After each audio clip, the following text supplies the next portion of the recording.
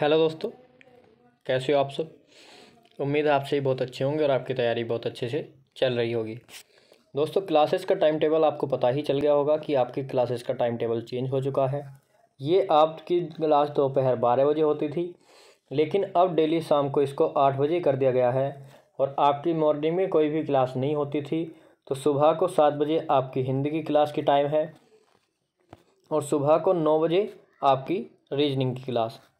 अगर time table में आप कोई परिवर्तन चाहते हो, कोई भी चेंज चाहते हो, कोई भी आपकी क्लास इधर से उधर कराना चाहते हो, तो आप कमेंट बॉक्स में बता सकते हो कि ये वाली क्लास इस टाइम कर दीजिए। अगर वो मेरे शेड्यूल से मैच करती होगी तो मैं आपके लिए उसको पूरा शेड्यूल करने की कोशिश करूँगा।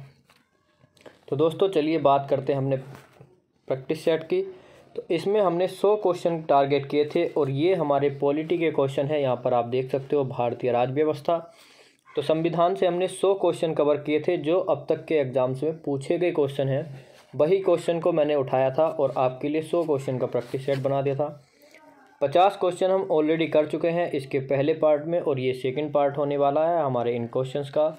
तो क्वेश्चंस को स्टार्ट करने से पहले मैं आपको बता दूं, अगर आपने हमारे चैनल को सब्सक्राइब नहीं किया है या आपने हमारे टेलीग्राम ग्रुप को ज्वाइन नहीं किया है, तो सबसे पहले चैनल को सब्सक्राइब कर लेना है और बेल आइकन को प्रेस कर लेना है। इससे हमारी वीडियोस के नोटिफिकेशन आपको टाइम टू टाइम पहुंचते रहेंगे और टेलीग्राम ग्रुप पर आपको सारी PDF मिल जाएगी। UPSSC फॉरेस्ट गार्ड वाले बच्चों के लिए एक ज़रूरी सूचना, अगर वो हमारे व्हाट्सएप ग्रुप से जुड़ना चाहते हैं जिसमें सभी फॉरेस्ट गार्ड वाले ही बच्चे हैं, तो वो जा कर के उसको ज्वाइन कर सकते हैं। उसमें वो सभी लोग भी हैं जो धरना प्रदर्शन में गए थे और यहाँ तक कि आपके अनुभव भी हैं जिनको आप शायद जानते भी होंगे। तो आपको जा कर के व्हाट्सएप ग्रुप ज्वाइन कर लेना है। वहाँ पर आपकी कोई भी क्वेरी हो, कोई भी आपको इन्फॉर्मेशन चाहिए, तो वहाँ पर आप मैसेज कर सकते हो। आपका मैसेज वाला ऑप्शन खुला हुआ है। तो चलिए बात करते हैं अपने पहले क्वेश्चन से। तो वीडियो में लास्ट तक जुड़े रहना है। बहुत अच्छे क्वेश्चन आपको कराए हैं। आप 1-2 क्वेश्चन करिए, उसके बाद आप खुद से समझ जाएंगे और यहाँ पर आपको 50 क्वेश्चन में से आपका स्कोर कितना है वो भी कमेंट बॉक्स में बताना है, जिससे आपको ये पता चलेगा कि आपकी तैयारी कितनी है और जो बाकी के और स्टूडेंट्स हैं उनकी तैयारी कितनी है। और मुझे आप सबकी तैयारी पता चलती रहेगी कि आप किस लेवल पर हैं। तो बिल्कुल भी शर्माना नहीं है और ना ही कोई दगा करना है, धोखेबाजी बिल्कुल नहीं चलेगी। ईमानदारी के साथ अपना स्कोर कमेंट करना है। तो हमारा आज का पहला क्वेश्चन है, राज्य के नीति निर्देशक सिद्धांतों के अनुसार किस आयु तक के बच्चों को निःशुल्क एवं अनिवार्य शिक्षा देने की आशा की जाती है। तो आपसे क्वेश्चन ये भी पूछ लिया जाता है कि निःशुल्क एवं अनिवार्य शिक्षा किस अनुच्छेद के अंतर्गत आती है। तो दोस्तों, आपका आता है आर्टिकल 21। तो अनुच्छेद 21 में सबसे पहले तो आती है आपकी प्राण एवं दैहिक स्वतंत्रता। लेकिन अनुच्छेद 21 के अंतर्गत ही एक आपका था मोहिनी जैन बनाम भारत संघ 2001-2002। तो इसके अंतर्गत बोला गया था कि अनुच्छेद 21 में ही कि 6 से 14 वर्ष तक के बच्चों के लिए निःशुल्क एवं अनिवार्य शिक्षा पाने का अधिकार। तो किस एज की आयु के बच्चों को? 14 वर्ष। एक आर्टिकल और आता है आपका राज्य के नीति निर्देशक सिद्धांत के अनुसार बात की जाए तो अगर आपसे आर्टिकल पूछ लिया जाए तो आपका आता है आर्टिकल 45। उसमें भी यही दिया गया है कि 6 से 14 वर्ष की आयु के बच्चों को निःशुल्क शिक्षा। लेकिन दोनों में अंतर यही है कि अगर आपसे बात की जाए निःशुल्क एवं अनिवार्य शिक्षा की तो आएगा अनुच्छेद 21, और अगर आपसे बात की जाए निःशुल्क एवं प्राथमिक शिक्षा की बात, अगर प्राथमिक की जाए तो अगर प्राथमिक शिक्षा की बात की जा रही है तब आपको आर्टिकल 45 लगाना है, और अगर आपसे निःशुल्क एवं अनिवार्य शिक्षा की बात की जाए तब आपको आर्टिकल 21 लगाना है। दोनों का अंतर आपको पता चल गया। बिल्कुल भी कंफ्यूज नहीं होना है, क्योंकि हमारा संविधान कठोर होने के साथ साथ लचीला भी है। यहाँ पर एक बात बोली गई है कि सभी को समान संरक्षण मिलेगा, हमारे जो भारत के देशवासी हैं सभी के लिए कानून समान है। लेकिन कुछ दूर जाके आगे ही आरक्षण दे दिया जाता है कि इसके लिए ये आरक्षण है, इसके लिए ये आरक्षण है, इसके लिए इस प्रकार का आरक्षण है। फिर अगर बात की जाए कि सभी को समान दंड मिलेगा, तो वहाँ पर आप राष्ट्रपति देख सकते हो। राष्ट्रपति के बारे में भी अलग अलग कानून, प्रधानमंत्री के लिए अलग कानून। तो इसी प्रकार से इसीलिए हमारे संविधान को कठोर होने के साथ साथ लचीला बोला गया है, क्योंकि अगर कोई नियम है तो उसका ही तोड़ आगे दे दिया गया है। तो चलिए ज़्यादा बात न करते हैं, नेक्स्ट क्वेश्चन पर चलते हैं। क्वेश्चन नंबर 52, राज्य के नीति निर्देशक सिद्धांतों के में से किस अनुच्छेद का संबंध अंतर्राष्ट्रीय शांति और सुरक्षा संवर्धन से है? तो सबसे पहले आपका क्वेश्चन हो जाता है कि राज्य के नीति निर्देशक जो तत्व हैं वो किस अनुच्छेद के अंतर्गत आते हैं। तो आपको सबसे पहले बताना है कि अनुच्छेद कौन सा है जो राज्य के नीति निर्देशक तत्व के अंतर्गत आता है। तो यहाँ पर आता है आर्टिकल 36 से आर्टिकल 51 तक आपके क्या दिए गए हैं, राज्य के नीति निर्देशक तत्व। अब आपको दूसरा क्वेश्चन ये बताना है कि नीति निर्देशक सिद्धांतों में से किस अनुच्छेद का संबंध अंतर्राष्ट्रीय शांति और सुरक्षा से है। तो यहाँ पर आपका 36 से 51 था, तो यानी कि डी ऑप्शन आपका दौड़ से बाहर और आपका ऑप्शन नंबर सी भी दौड़ से बाहर, क्योंकि हमको 51 तक बात करनी है 36 से। तो अब आपको पता होगा कि वैसे तो आपके 51 और 52 दोनों ही शांति के संदर्भ में आते हैं, लेकिन आपका ऑप्शन नंबर बी अनुच्छेद 52 आपका राष्ट्रपति आता है, क्योंकि आपको पता है कि आर्टिकल 52 के अंतर्गत राष्ट्रपति, और 36 से 51 की बात की गई है। तो यहाँ पर आपका 51 अनुच्छेद अंतर्राष्ट्रीय शांति और आपकी सुरक्षा के लिए दिया गया है। और मैं आपको दोस्तों बता दूं कि आपका जो अनुच्छेद 48 है, तो अनुच्छेद 48 के अंतर्गत दिया गया है कि गौ वध पर प्रतिबंध। जो गाय का वध है वो निषेध है कि आप गाय की हत्या नहीं कर सकते। तो आपको अनुच्छेद 48 पता चल गया। अनुच्छेद 51, अनुच्छेद 52। बात कर लेते हैं अपने अनुच्छेद 54 की। तो अनुच्छेद 54 के अंतर्गत आता है राष्ट्रपति का निर्वाचक मंडल। तो ये सारे पॉइंट्स आपको ध्यान रखने हैं, जितने भी पॉइंट्स आपको बताए गए हैं। आपको एक एक्स्ट्रा पॉइंट में बता देता हूँ कि गौ वध के निषेध के साथ साथ आपका दिया गया है अनुच्छेद 48 के अंतर्गत कि कृषि और पशुपालन।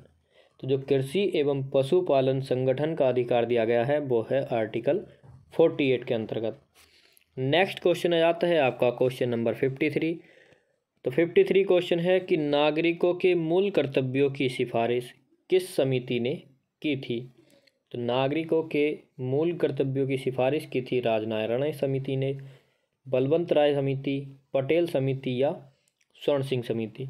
तो यहाँ पर दोस्तों आपका ऑप्शन नंबर डी ही करेक्ट हो जाएगा कि नागरिकों के मूलभूत कर्तव्यों की सिफारिश स्वर्ण सिंह समिति के द्वारा की गई थी। नेक्स्ट क्वेश्चन आता है आपका क्वेश्चन नंबर 54।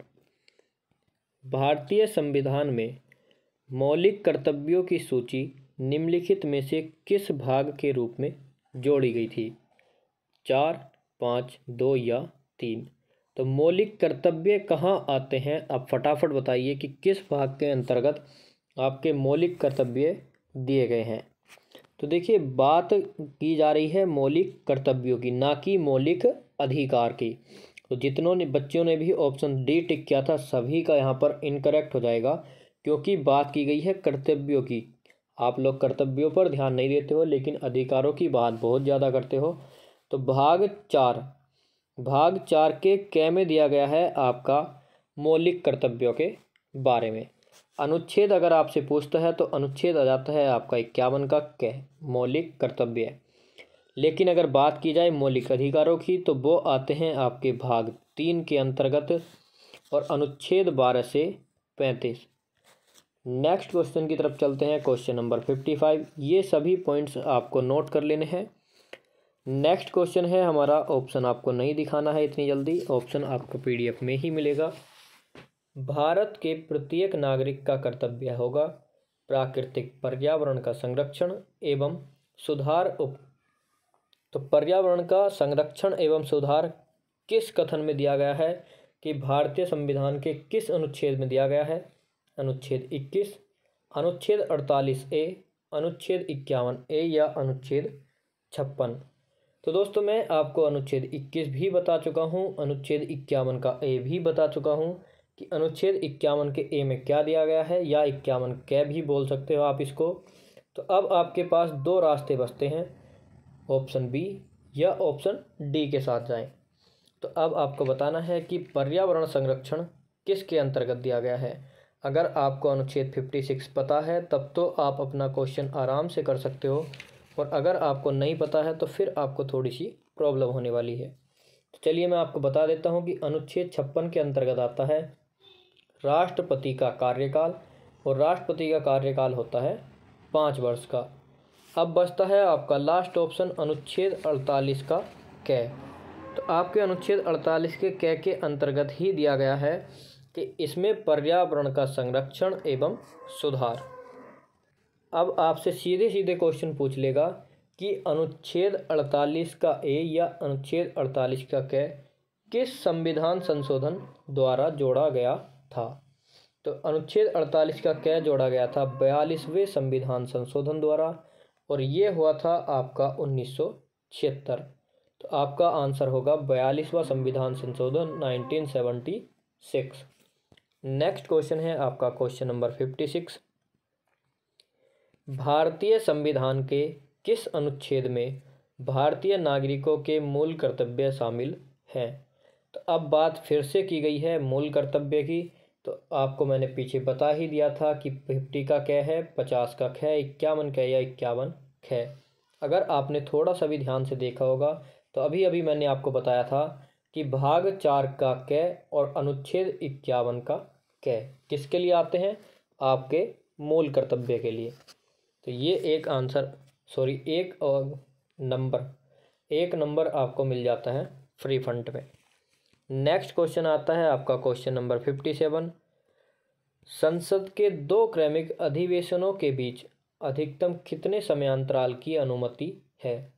4 माह, 6 माह, 8 या 9।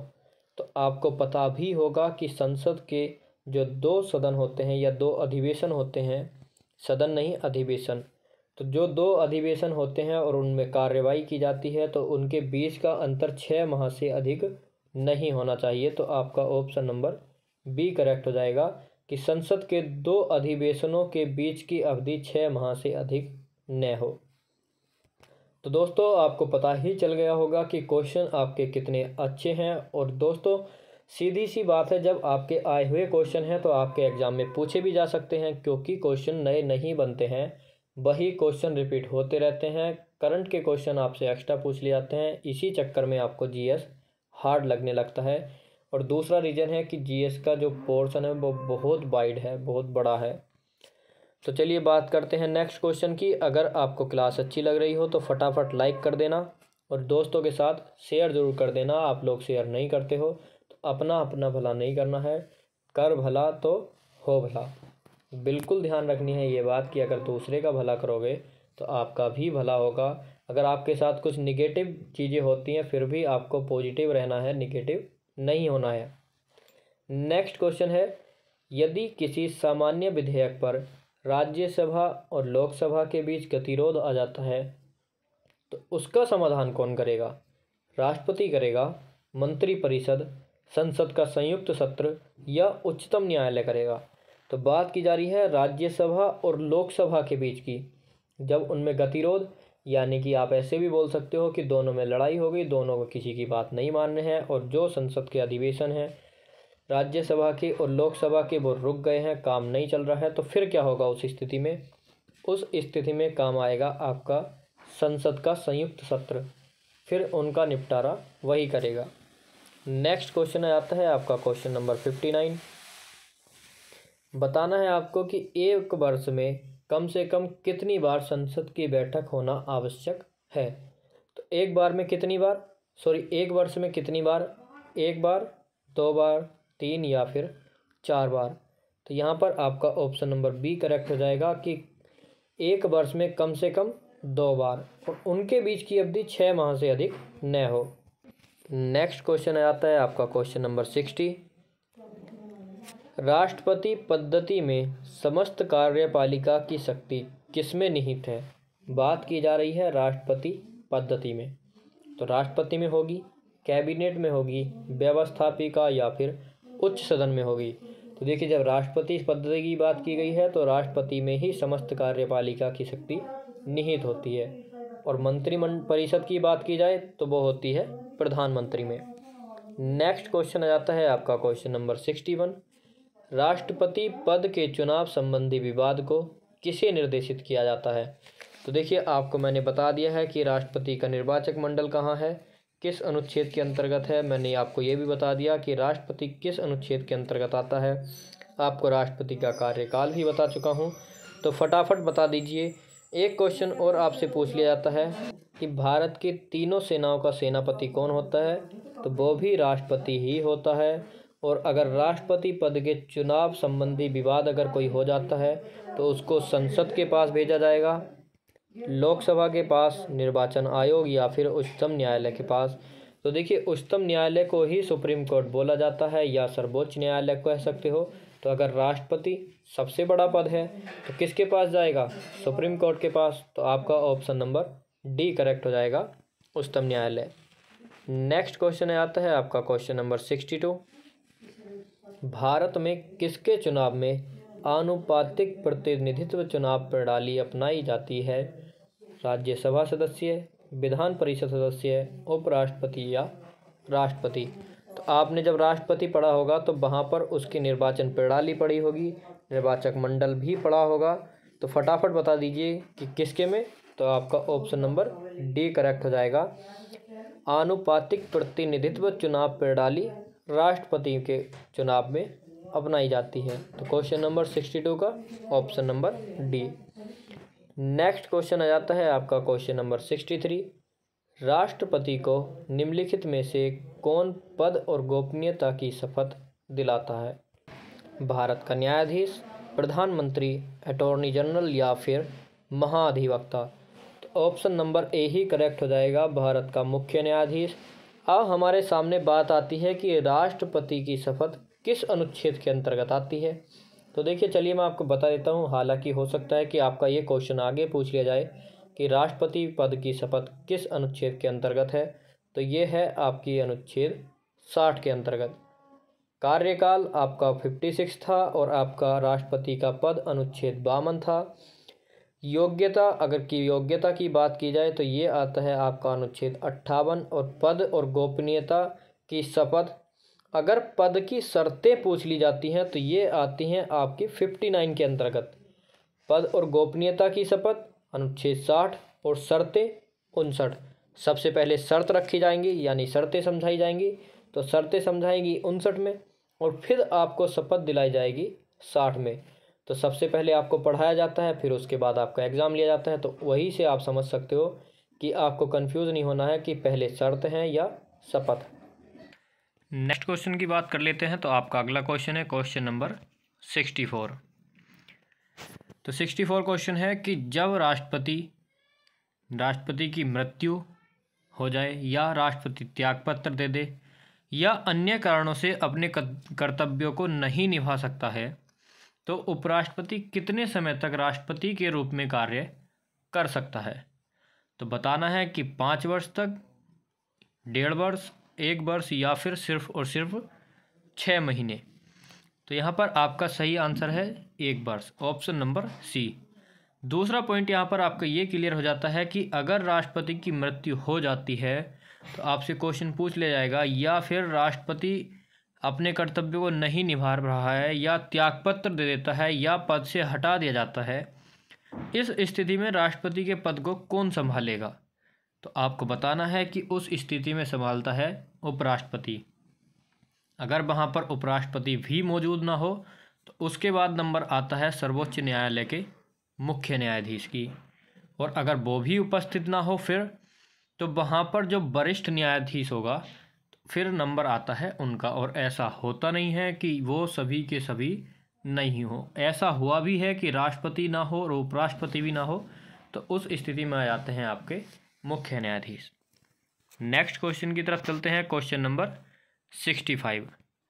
भारत के किस राष्ट्रपति की मृत्यु कार्यकाल पूरा करने से पूर्व ही हो गई थी या फिर कार्यकाल के दौरान हो गई थी? आप इसको ऐसे भी बोल सकते हो। तो बात कर लेते हैं अपने पहले ऑप्शन की। तो पहला ऑप्शन है doctor Rajendra Prasad, option B doctor S Radhakrishnan, Zakir Hussain या बीबी गिरी। तो कौन से ऐसे राष्ट्रपति थे जिनकी मृत्यु कार्यकाल के दौरान हुई थी? तो यहाँ पर आपका राइट आंसर हो जाएगा option number C, doctor Zakir Hussain. Next question आता है आपका क्वेश्चन नंबर 66। राष्ट्रपति द्वारा संसद के दोनों सदनों के लिए कुल कितने सदस्यों को नामित किया जा सकता है? तो किसके द्वारा? राष्ट्रपति द्वारा। किसके लिए? संसद के दोनों सदनों के लिए। तो इस तरह से आपको ध्यान रखना है कि क्वेश्चन में पूछा क्या गया है। 14, 16, 10 या 12 सदस्यों को। तो कितने सदस्य हैं जिनको नामित कर सकता है? तो यहाँ पर ऑप्शन नंबर ए ही आपका करेक्ट हो जाएगा, 14 सदस्य। नेक्स्ट क्वेश्चन आ जाता है आपका क्वेश्चन नंबर 67। विदेश को भेजे जाने वाले विभिन्न संसदीय प्रतिनिधिमंडलों के लिए व्यक्तियों का नामांकन निम्नलिखित में से कौन करता है? तो जो विदेश को भेजे जाते हैं संसदीय प्रतिनिधिमंडल के लिए, तो कौन कर भेजेगा उनको, उनका नामांकन कौन करेगा, यानी कि कौन चूज़ करता है कि किस किस को जाना है? लोकसभा अध्यक्ष, प्रधानमंत्री, राष्ट्रपति या राज्यसभा का अध्यक्ष। तो देखिए विदेशी मामले होते हैं राष्ट्रपति के पास, तो राष्ट्रपति ही करेगा। तीनों सेनाओं का सेनापति भी राष्ट्रपति होता है। तो इस तरह के काम किसके पास होंगे? राष्ट्रपति के पास। नेक्स्ट क्वेश्चन आता है आपका क्वेश्चन नंबर 68। युद्ध अथवा भारत पर आक्रमण होने की स्थिति में निम्नलिखित में से कौन अंतिम रूप से आक्रमणकारी के विरुद्ध युद्ध की घोषणा कर सकता है? संसद, मंत्रिमंडल, प्रधानमंत्री या राष्ट्रपति। तो देखिए अभी अभी आपको बताया है मैंने कि सेनाओं का सेनापति राष्ट्रपति होता है, चाहे वो वायुसेना हो, थल सेना हो या कोई सी भी सेना हो। तो राष्ट्रपति ही तीनों सेनाओं का नेतृत्व करता है। तो यहाँ पर भी राष्ट्रपति ही आक्रमण का आदेश देगा। नेक्स्ट क्वेश्चन आ जाता है क्वेश्चन नंबर 69। राष्ट्रपति द्वारा जारी एक अध्यादेश संसद के सत्र शुरू होने के बाद कितने समय तक रखा जाना आवश्यक है? 1 माह, 6 सप्ताह, 6 माह या फिर 8 माह। तो यहाँ पर आपका करेक्ट आंसर होगा 6 सप्ताह। नेक्स्ट क्वेश्चन है क्वेश्चन नंबर 70। अध्यादेश जारी करने का अधिकार राष्ट्रपति का कौन सा अधिकार है? विधायी अधिकार, प्रशासनिक अधिकार, न्यायिक या वैयक्तिक अधिकार। तो अध्यादेश जारी करने का अधिकार राष्ट्रपति का विधायी अधिकार है, यानी कि ऑप्शन नंबर ए आपका यहाँ पर बिल्कुल करेक्ट हो जाएगा। बात करते हैं अपने नेक्स्ट क्वेश्चन की, क्वेश्चन नंबर 71। श्रीमती प्रतिभा देवी सिंह पाटिल का भारतीय गणतंत्र के रूप में क्रम क्या है? तो जो राष्ट्रपति थे भारतीय गणतंत्र के राष्ट्रपति, तो प्रतिभा पाटिल कौन से क्रम की राष्ट्रपति थी?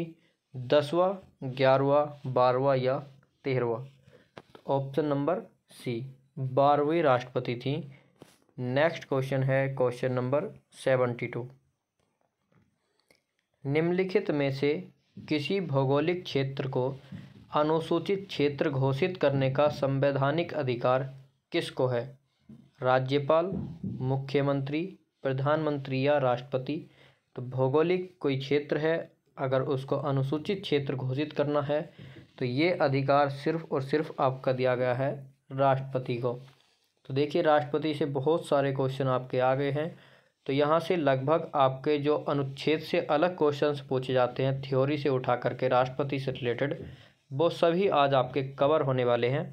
तो वीडियो के साथ लास्ट तक जुड़े रहना है आपको। तो बहुत इम्पोर्टेंट आपके लिए ये वीडियो होने वाली है और डेली आपकी ये क्लास इसी तरह से आपके लिए एक अलग महत्ता के साथ आएगी। नेक्स्ट क्वेश्चन है क्वेश्चन नंबर 73। भारत के राष्ट्रपति निर्वाचित होने की न्यूनतम आयु सीमा 25, 30, 35 या 40 वर्ष। अभी थोड़ी देर पहले आपको बताया ही था पिछले क्वेश्चन के दौरान कि 35 वर्ष आयु होती है, और ये भी बताया था कि किस आर्टिकल के अंतर्गत होती है। अब आपको बताना है कमेंट बॉक्स में कि आपको क्या बताया गया था। नेक्स्ट क्वेश्चन है आपका क्वेश्चन नंबर 74। भारत में राष्ट्रपति राज्यसभा के कितने सदस्यों को मनोनीत कर सकता है? बात की जा रही है राज्यसभा की, मनोनीत करने की बात की जा रही है राष्ट्रपति द्वारा। तो कितने कर सकता है? 2, 10, 12 या 6? तो दोस्तों यहाँ पर कर सकता है 12। नेक्स्ट क्वेश्चन है क्वेश्चन नंबर 75। निम्नलिखित में से कौन भारत के राष्ट्रपति के चुनाव में भाग नहीं लेता? राज्यसभा, लोकसभा, विधानसभा या फिर विधान परिषद? तो राज्यसभा का भी हिस्सा होता है, लोकसभा भी और विधानसभा भी। तो बचा आपका सिर्फ एक ऑप्शन, ऑप्शन नंबर डी, कि राष्ट्रपति के चुनाव में विधान परिषद भाग नहीं लेती। नेक्स्ट क्वेश्चन आ जाता है क्वेश्चन नंबर 76। भारत के उपराष्ट्रपति के निर्वाचन से संबंधित विवाद को कौन तय करता है?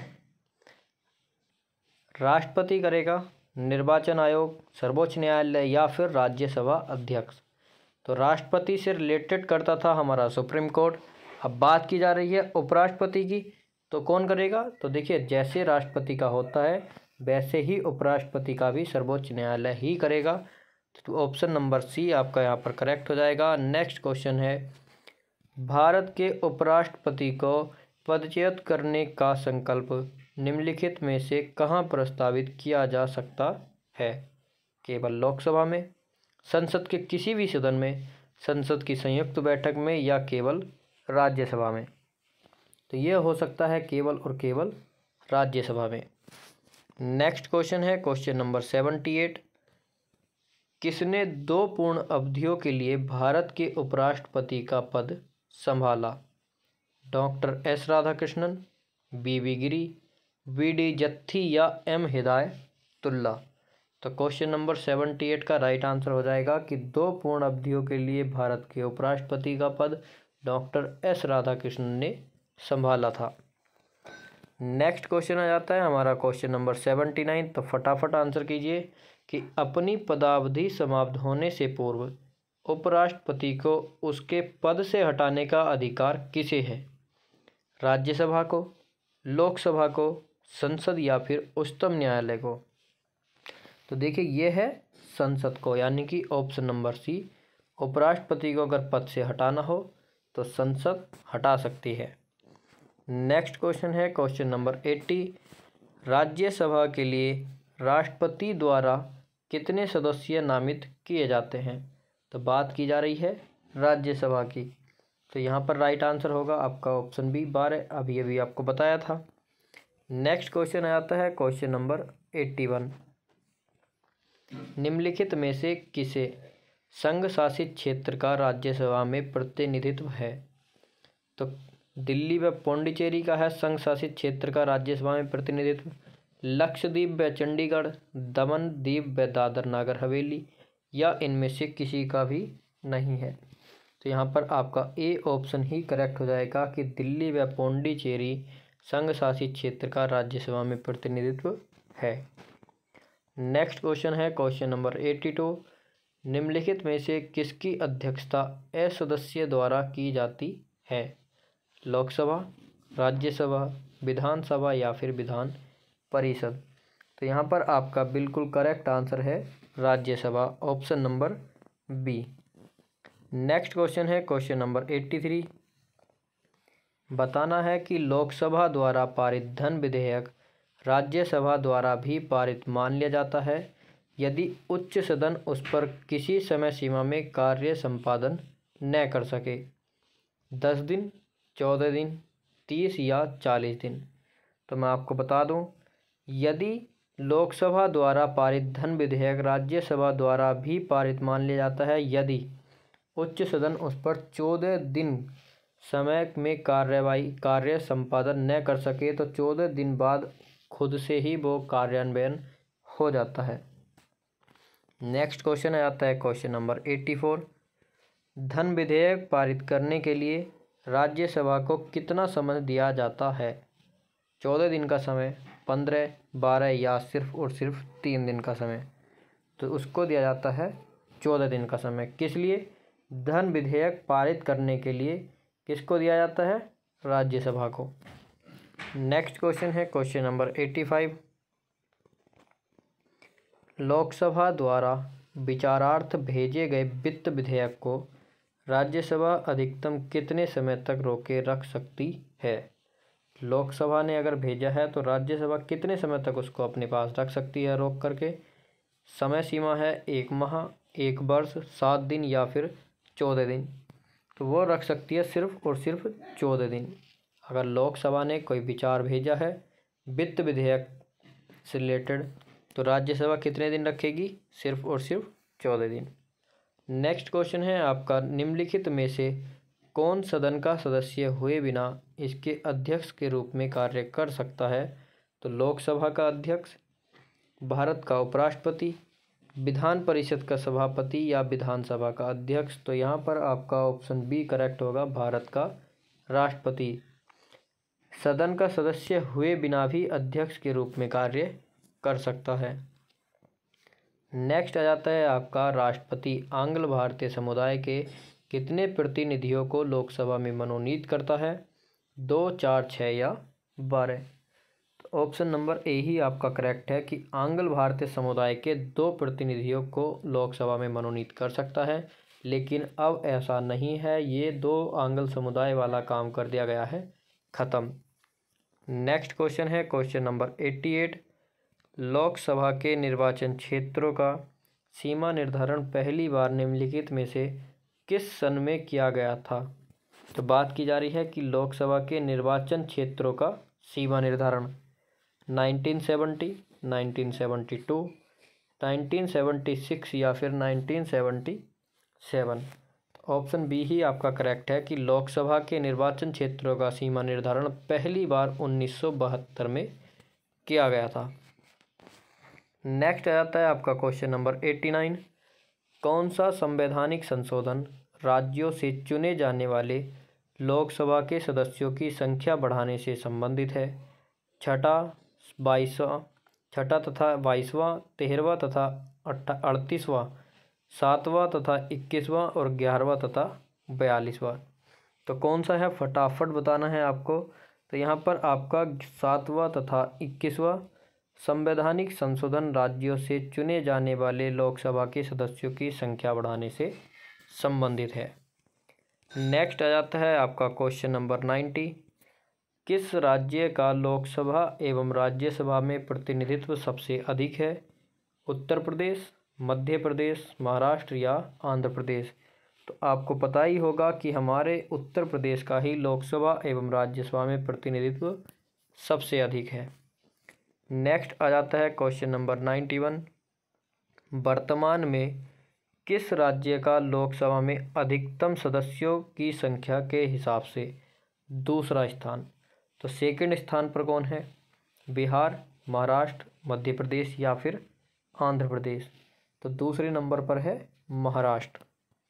नेक्स्ट क्वेश्चन आता है क्वेश्चन नंबर 92, जहाँ तक लोकसभा में प्रतिनिधित्व का प्रश्न है तो कौन सा राज्य दूसरे तथा तीसरे दर्जे पर है?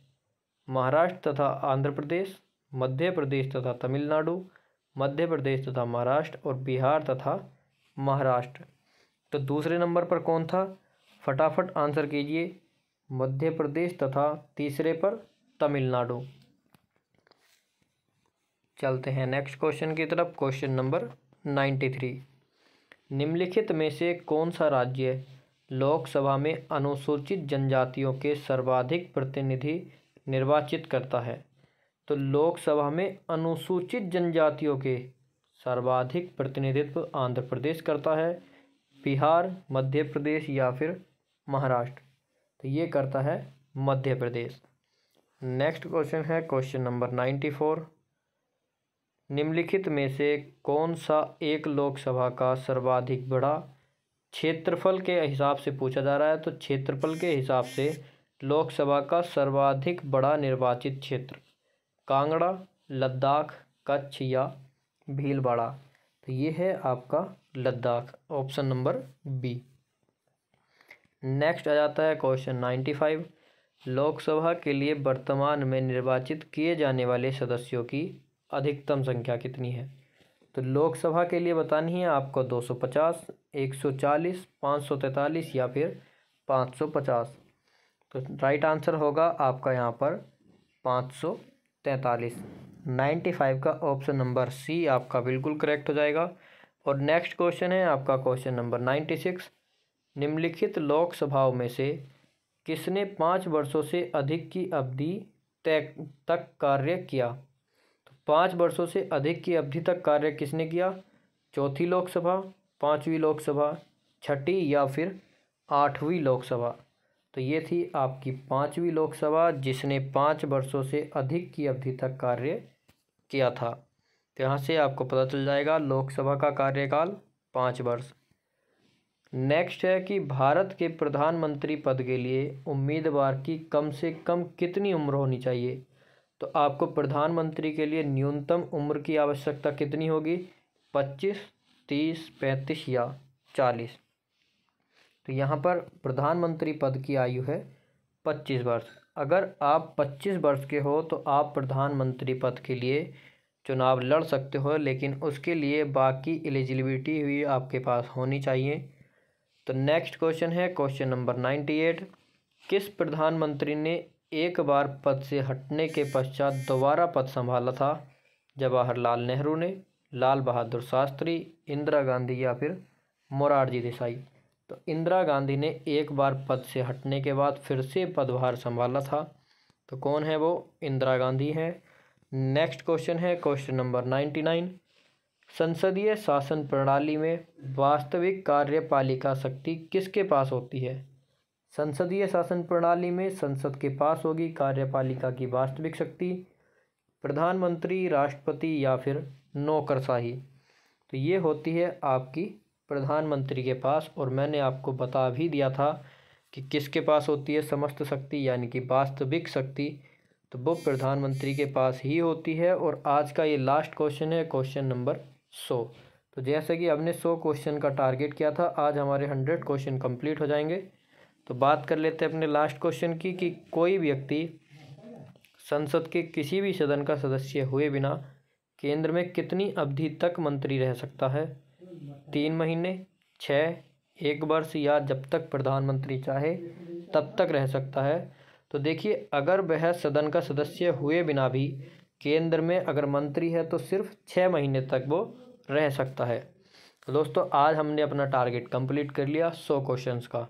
तो दोस्तों अगर वीडियो अच्छी लगी हो आपको तो प्लीज़ लाइक ज़रूर करना, दोस्तों के साथ शेयर करना, और अभी तक आपने हमारे चैनल को सब्सक्राइब नहीं किया है तो चैनल को सब्सक्राइब कर लेना है, बेल आइकन को प्रेस कर लेना है। और PDF के लिए अगर आपको PDF चाहिए तो टेलीग्राम ग्रुप को ज्वाइन कर लीजिए, वहाँ पर आपको PDF मिल जाएगी। और अगर फॉरेस्ट गार्ड वाले ग्रुप से आप जुड़ना चाहते हो तो लिंक डिस्क्रिप्शन में दी हुई है व्हाट्सएप ग्रुप की, आप जा कर के ज्वाइन कर सकते हो। तो चलिए दोस्तों आज की वीडियो यहीं तक रखते हैं। धन्यवाद।